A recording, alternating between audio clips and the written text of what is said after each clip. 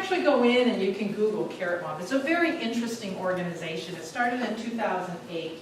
And they started what's called boycotts, which is the opposite of boycotts.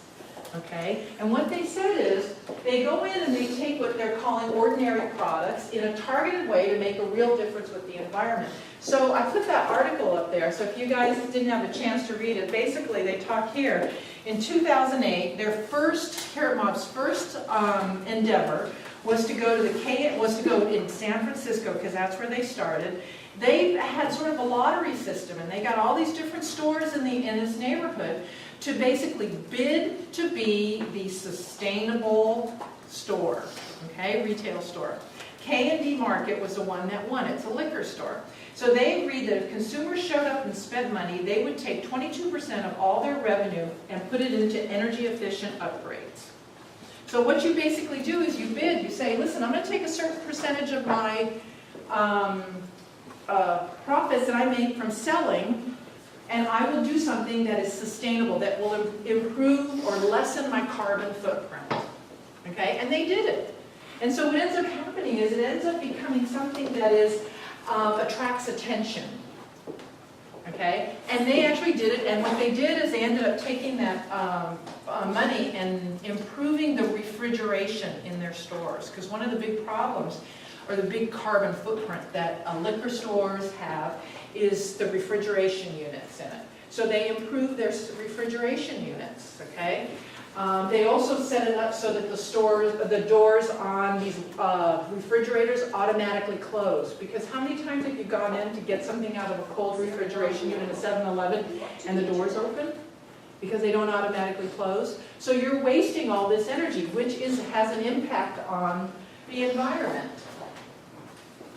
So, how do we engage consumers in sustainability? This is something that we spend in marketing. We spend a lot of time trying to figure out.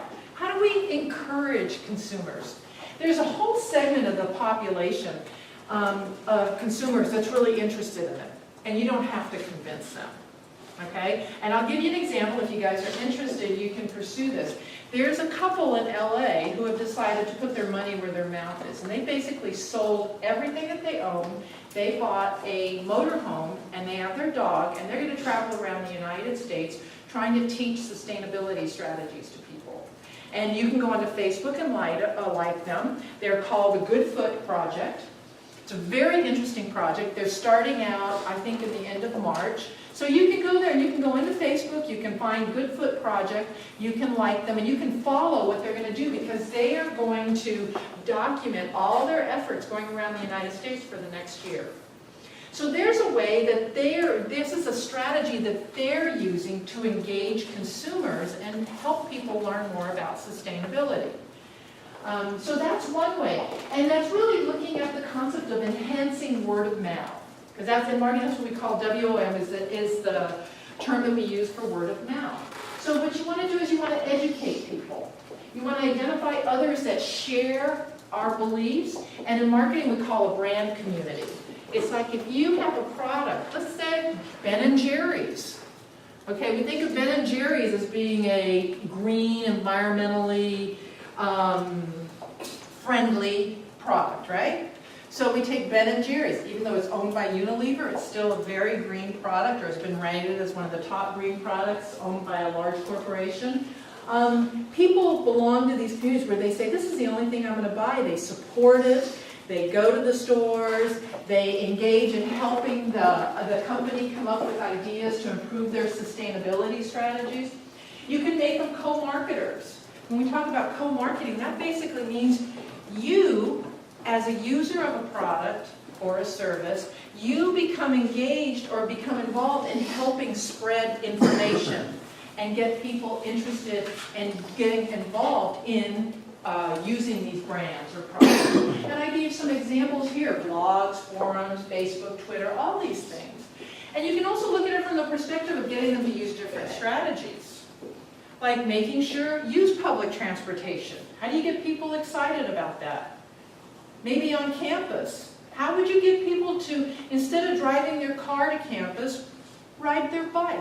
If you live within a 5 or 10 mile radius of a campus, riding your bike. How do you get students to do that? Not just students, how do you get staff, faculty to do that? You know, use your power as consumers. Make it easy for consumers to share information, study and understand the context of information sharing, engage in dialogue with supporters. These are all strategies that we try to leverage in marketing so we can encourage people to think about how can you improve the environment. So now when we're talking about this, what I want you guys to think about is that carbon footprint exercise you went through.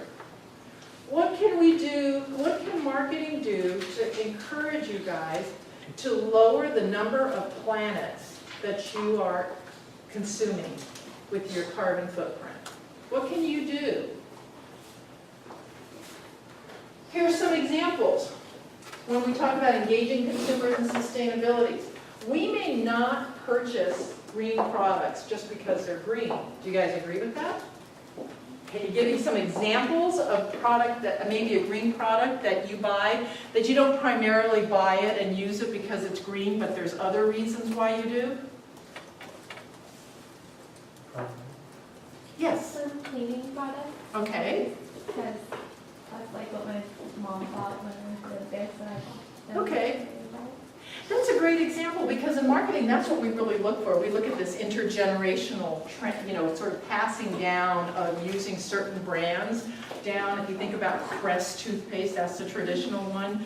So many people use Crest toothpaste, and when you get into asking them why they did because their parents did, and their parents will say because my grandparents did. So here's an example of your parents' generation affecting your green behavior. And you don't really stop and think about why do I do it. You just do it because it's part of what you've done all along and what you've seen as part of your family and your community. Remember we talked, Dr. Martin talked about the idea of maintaining the diversity and the importance of your culture and your community in what you do.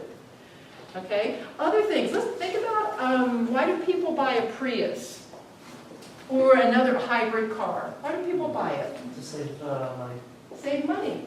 That doesn't necessarily mean it's green, right? That doesn't necessarily mean that the reason that you're buying it is because it's green, right? There are many people that buy a Prius because it saves them money. They spend less on gas.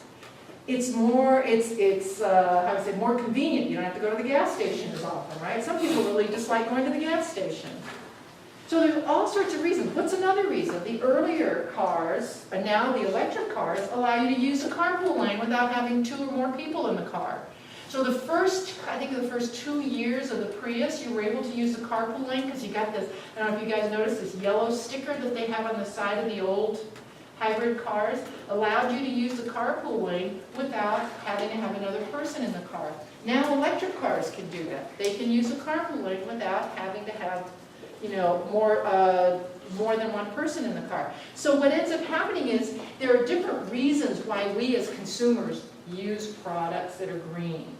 So from a marketing perspective, what we want to do is we want to figure out how can we leverage that? How can we encourage that behavior?